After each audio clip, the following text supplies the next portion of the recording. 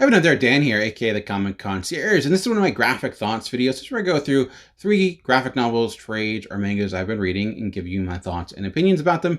Don't worry, I won't get into any major spoilers, but if you're worried at all, check down below for chapter titles and timestamps. So if you want to skip a book, you have that option there for you. But let's talk about the books we'll be getting into this week. First up, we have Kingdom of Z, Volume 1. Next up, we have Spy Family. Lastly, we have Syryp.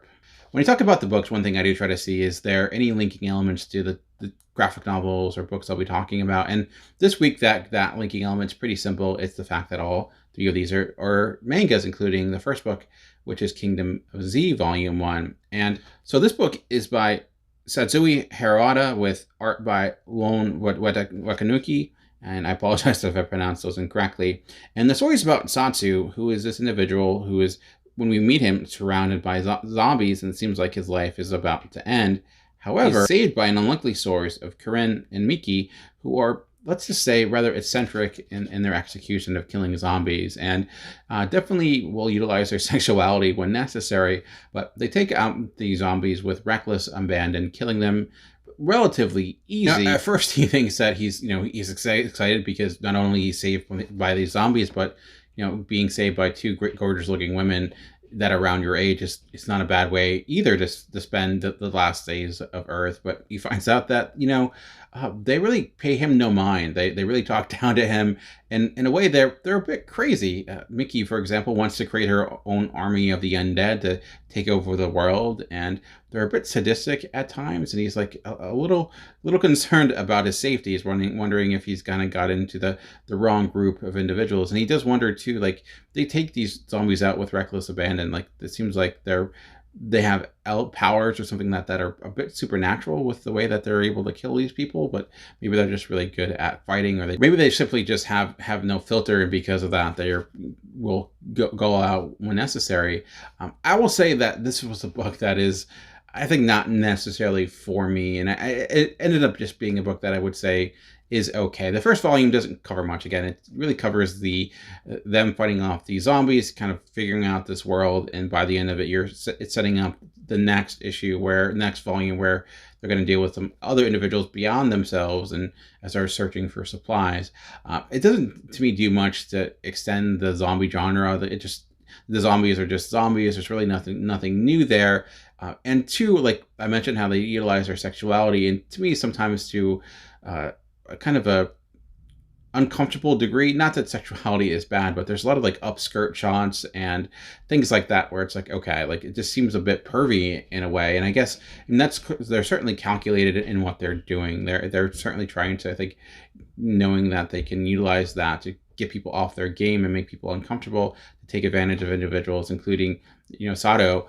But at the same time, it just felt a bit exploitive, and I felt like maybe they'll get into that further down the road. Like I could see them that becoming more than just this element of exploitation. But I just felt like at times it was like, okay, I get it. Like it just became repetitive to a great extent, a little bit cheesy in a way, where it just felt like it kind of took me out of it. And generally, it just felt it fit the mold of a zombie story and not much else. You got to kill zombies, you got to find supplies. The characters, they're fine, but they're like, Sato as a character it was a bit hard to get behind. Like he just seems like a bit lost, and hopefully you'll see more development with him to be more than this guy that just kind of is pushed around to an extreme extent and doesn't really do much. But it wasn't an awful read. It wasn't anything that I said like it was. I'm mad that I read it, but I felt the entertainment value rather thin, the commentary rather thin, and the way that it handled the genre itself just kind of paint by numbers. And that was my biggest issue with this. It did feel rather paint by numbers. It was leaning in the fact that, like, oh, these are girls who can kick ass and they look great, and that felt like its selling point. And the fact is that we have a lot of comics like that. So I just read this and felt like, I'm not against, like, I hate the criticism that there's nothing new, because I feel like that's an easy criticism. But to me, it's not necessarily that there was nothing new. There just wasn't a lot of depth here for one volume to really get me hooked into anything else. It's again a quick read. It's, I guess, if you love zombies, you want something that is rather fun and easy, there you go. This is your thing. But it wasn't one for me, and it was not one that I really have any interest in continuing. So I don't think I'll continue with volume 2. I'm going to get to a comic I really did enjoy, and this is Spy Family. And this is actually, I read volume 2 and volume 3.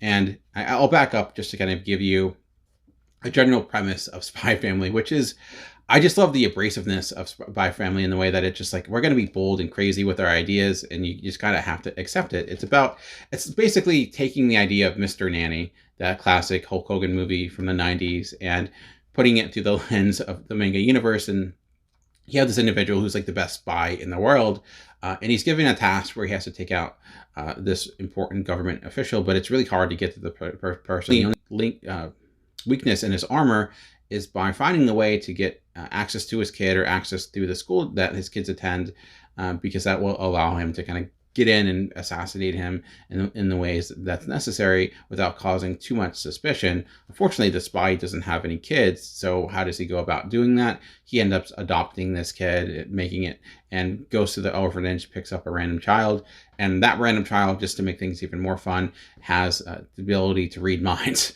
Because why not? Is it really explained why? Kind of. Is it necessarily, does it make sense in this world? Not necessarily, but it's important to the story. And then, despite the fact that he has a kid, he realizes getting into this prestigious school is very difficult. It's like the Harvard of like grade schools. It's challenging to get in, and it has a limited enrollment. You have to be a relatively genius to even get in there, or like have someone that's an important person. Like even like huge people that are within certain industries can't get their kids in because they don't have enough pull. So there's a lot of challenges in that, and he needs ultimately someone that can help him with that, because he needs to have a complete family, because not having a wife is going to be points against him. So what's he do? He hires someone to be his wife. This wife also happens to be an assassin. He doesn't know that. Like their lives, or they don't realize that he's a spy. He doesn't realize she's an assassin, but she takes him up on his offer because she has her reasons as well. And I just love the fact that like this is an insane concept, but it's just a hell of a lot of fun. Unlike Kingdom of Z, that I felt like did not do much with like the genre that it's in, this does do a lot. And I love the fact that it's committed to like giving these characters so many different challenges, and how getting into the school. This second volume is when they begin actually in the school, because the spoiler that she does make it, of course, otherwise she wouldn't have a comic. But now that she's in, kind of like she was on the waiting list, and having to find a way to get her in there, and then the challenges that ensue. Because I also read volume 3. Again, I'm really liking this. This is one of my favorite mangas in the last few years, and I just love the dynamic between them. And you see the growing kind of connection with these characters. What starts as this ploy to find a way to kill an individual, they kind of become this weird family. But there's always fun new challenges, like the assassin's brother becomes a major player, because he's also a high-ranking official in the government, and this government is basically this fascist-like government that has taken over. And if you're considered at all a spy, it's going to lead to a lot of torture and death. And the fact that like her brother is in this role, and they have a dinner sequence, which is a lot of fun. And it never gives itself easy outs, which I thought was great, because her going to school, this young girl going to school, and the complications of that, even being able to read minds, you think like, oh, she'll be able to cheat on tests because she can just read the minds, but realizing that she'll read the wrong mind and get bad answers or something. And this the challenges of being a father, like he doesn't understand those challenges. Yeah, he can like be this master of disguise and kind of be like a James Bond-esque person, but being a dad is something he did not prepare himself for, and all those different challenges. So I don't know, I just found it fun and a good time. The characters are strong. They are so dedicated to a specific trope, but I think they have really done a good job of expanding them beyond it. And the art itself, again, it's well executed. The action is there. There's not a lot of action. One of the biggest action set pieces in this is actually a dodgeball game, and I do love how it kind of picks apart the tropes of anime and the way like there's a great moments in that. It's one of the funniest moments in the entire series thus far was that dodgeball game, because it does get into those classic motion lines, how it would adjust perspective to put a lot of energy on the page. but knowing it's this dodgeball game with like basically kindergarteners was, it just added to it. It's rides the line of being a spoof comedy per se. Like it's not a book that at all takes itself seriously, but it's not all comedy as well. It's not like it's Naked Gun or something like that. It's really, it's hard to link it to anything because it's a lot of different things, and it's a clever twist on all of those. So to me, like, this is Spy Family is how you do it. Kingdom of Z is not. The next book I'm going to talk about is Syryp, Volume 1, and this is an anthology series dedicated to women in love and the ups and downs of their everyday life. And it's just from a number of different creators, artists, and it's a lot of really quick snippets of life where, with anthology series, I tend to think, short stories in a way, ones that have a beginning, middle, end.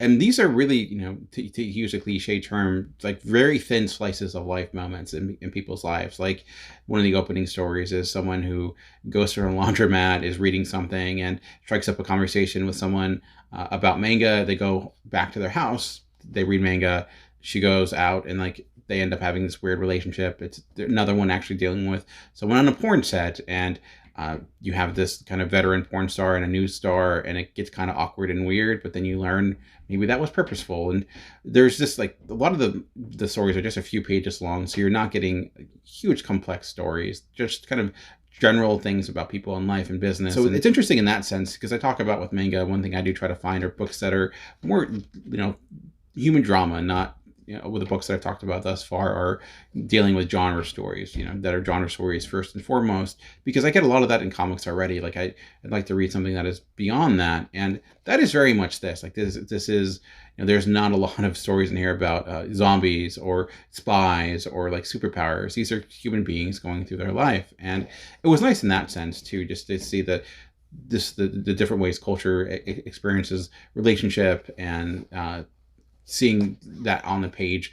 I will say one of the issues is you see with manga is that one of my biggest criticisms and reasons I was always like hesitant to get into it is like I always felt that art styles lacked diversity to a great extent, and you could probably make the same complaint about a lot of comics as well, general American comics, and it's valid. But I think in this too, seeing it in an anthology series and just seeing how there's not a lot of variety in when it came to the art styles. Everything, like, if you told me it was the same artist, I wouldn't necessarily disagree with you. And the stories themselves, I did think did vary. They weren't ones that all felt similar, but none of them felt like complete stories. Like I mentioned, they're interesting kind of quick views into people's lives, but in the sense of if you're a person that likes anthologies because you're getting small stories pushed into one, that's not what this is. And maybe that's just the way this is. This is, again, only the first volume. So I also don't know if like volume 2 will continue some of these stories, because I do think a lot of them could continue. Like to mention the one with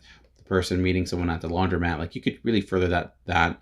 It almost felt like an opening trailer, the opening scene of a longer film that could dive further into that relationship. And maybe that will be the case for future volumes. Now, the quality of the stories themselves aren't necessarily bad. They're enjoyable. It's hard to really get invested, because by the time you're at all invested, it's over, which I know is an issue people tend to bring up a lot with anthologies, which I don't necessarily mind. But this one, it was just certainly noticeable just because the length of them was relatively short. They were effective in that. I think they utilized the page count to feel like you're getting a complete sense of these people, and the character sense. Like that was impressive, because you did not have a lot of pages, and you were able to at least establish characters in the relationships relatively, whether it was people that were meeting for the first time or those that had kind of longer standing relationships. So that was impressive, being economical in that standpoint. So I didn't dislike this book. It just, it was a good read. It wasn't anything that I was like super excited about. I will probably try volume 2 just to see, like, do any of these stories continue? Are there any artists out there that do kind of shine more so than others? Again, the art wasn't bad. The art was effective. It just, one thing I love about anthology books, to me, a great anthology book tends to have a huge diversity in talent in storytelling and art design. And that really wasn't here to any great extent, unfortunately. So maybe that's what people want when it comes to manga. Maybe they have certain expectations. And when that's why you're not seeing that much with this series. Maybe that will change in future volumes, or maybe there is, just because my American eyes are so tuned to it, I'm missing a lot of the changes, which is something I'm completely open to. Maybe I'm missing kind of the actual diversions in style that to me, I'm just glossing over because I'm just focusing on just the larger aspects of design rather than the more specifics, which, I'm much more trained reading American comics, so I can point things out a lot more compared to something like this. So again, I'm learning when it comes to manga. So if you're a huge manga fan, please bear with me, because I've only really started reading manga in the last, few years. I've probably read maybe like 50 mangas at the most. But if there's any manga you would advise, to me, what I do is just go to the library and pick ones up, see if they're interested. And sometimes I end up loving them with Spy Family. Sometimes I don't. But I'm also open for recommendations. Anything that, especially like I mentioned, anything that's along the lines of human drama, or anything that's just really great, that's outside of the norm of the mangas you always hear about, like My Hero Academia or One Piece. Like, I not that I'm against reading those, but I'm always fascinated by the ones that don't get that amount of attention, and ones that maybe deserve similar amounts of attention. Let me know in the comment section below. But that's it for me for this week. Thanks for taking the time to check out this channel. Let me know what you're reading, what I should be reading down in the comment section below. I know there's a ton of comic book channels out there, so I appreciate any comment, any like, any reaction I get. Thanks for taking the time. Just remember, comics are for everyone. The key is finding the right one. Until next time, keep reading.